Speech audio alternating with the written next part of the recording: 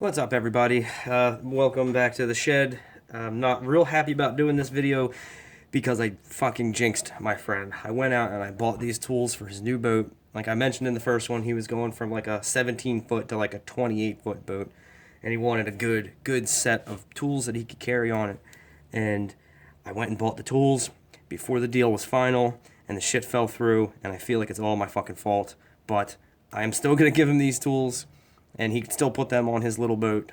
But he's just a couple of these things in here won't really help on his current boat at all. This was custom picked out by me for a bigger boat, but I'm gonna give it to him anyway.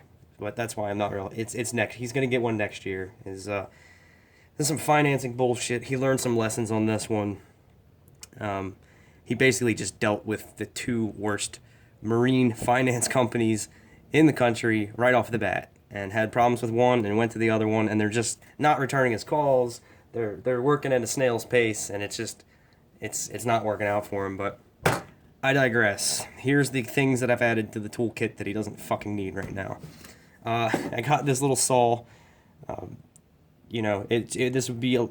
takes hacksaw blades, and this is going to be a lot better than a full-size hacksaw in any kind of tight space. So, it's light, it's small, doesn't take up a lot of space.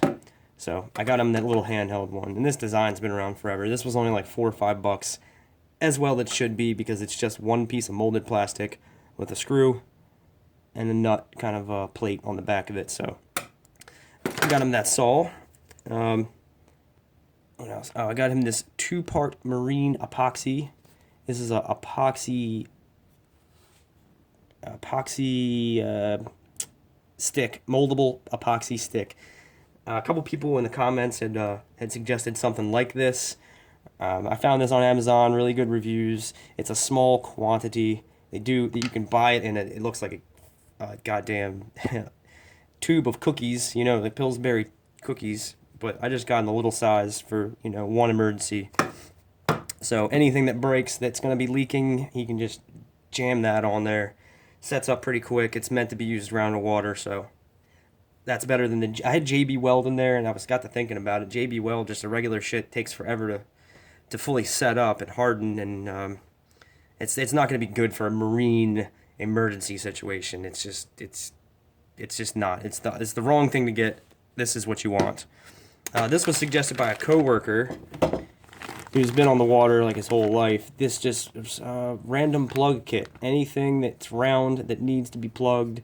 I'm pretty sure if you forgot to put your bilge plug, or I guess that's what it's called, bilge plug, at the bottom there under the outdrive.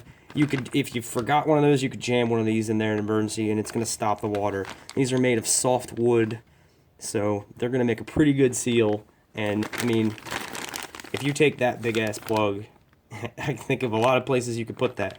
But if it's gonna be plugging up something that's got water rushing through it, that's gonna take the water from, your garden hose speed to a trickle, if anything, if you can get it plugged up good enough. So, or if you get really bored, you can just find all kinds of creative places to put those. I got this nut driver set. This is a Stewart. I got this off Amazon. It had decent ratings. It's actually a piece of shit. I bought it mainly for these nut drivers down here at the bottom. Oddly enough, it comes with 2 Torx, 2 Robertson square tips, and then 2 Phillips head, and no flatheads.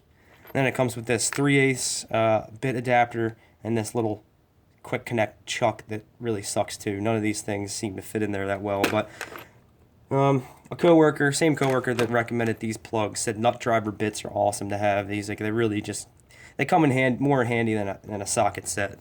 So, and it doesn't take up much space. I might actually get him a different set of these, because these do kind of suck. But that was another cheap thing on Amazon. And then the last thing that he's not going to need until next year is this socket set, which it was a really cheap set. This was like $40. And really my main criteria for wanting the socket set was 1/4 inch, 3/8, deep and regular, and metric and standard. Not a lot of companies actually make a set like this. Or they'll come with a bunch of other bullshit, like a handle, a bit handle, and a bunch of screwdriver tips. All the Husky and Craftsman sets are notorious for including that shit to boost up the the bit count, but I didn't need that shit. He's got screwdrivers in there, so the more smaller and compact, the better. I'm kind of impressed with this set for the price. It was $40. This is EP Auto. I got this off Amazon. EP Auto, chrome, everything's chrome vanadium. Ratchets, not real impressed with the ratchets, but they seem tight. It's also got this interesting snap ring. Usually the snap ring just retains that plate in the main circle around the ratchet. This one actually is like custom made, and it dips down to where the selector is. So I thought that was kind of cool. They seem pretty tight. Very low tooth count, but for $40, this is a pretty good socket set. Something else I thought was kind of interesting, the bigger, that I actually like this, the bigger deep wells are deeper than the smaller ones. So they actually ramp up in length according to the size. It doesn't really skip any sizes. It skips 11 up here, but you have an 11 in here. So between the deep and the shallow and the 1/4 inch and the 3/8, you have a lot of overlapping sizes, which is something else I really wanted it to have as a feature too.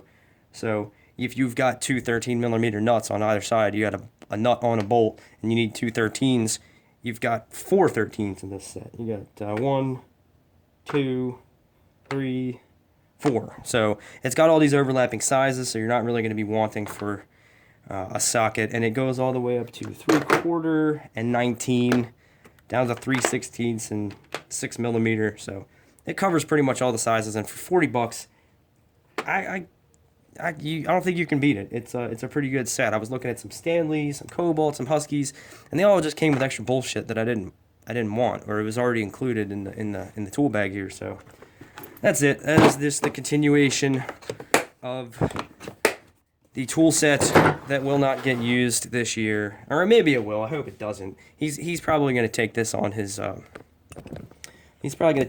current boat, but it's not really as necessary as on a bigger boat with more systems and more things that could go wrong.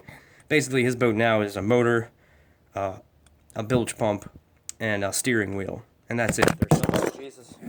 Of course, it couldn't let me finish the fucking video before it popped out. All right, I'm gonna end this because it's as long as it needs to be for this stupid thing that's not even gonna get used. So that's it. This is Emergency Boat Tools Part 2. Till next time, thanks for watching.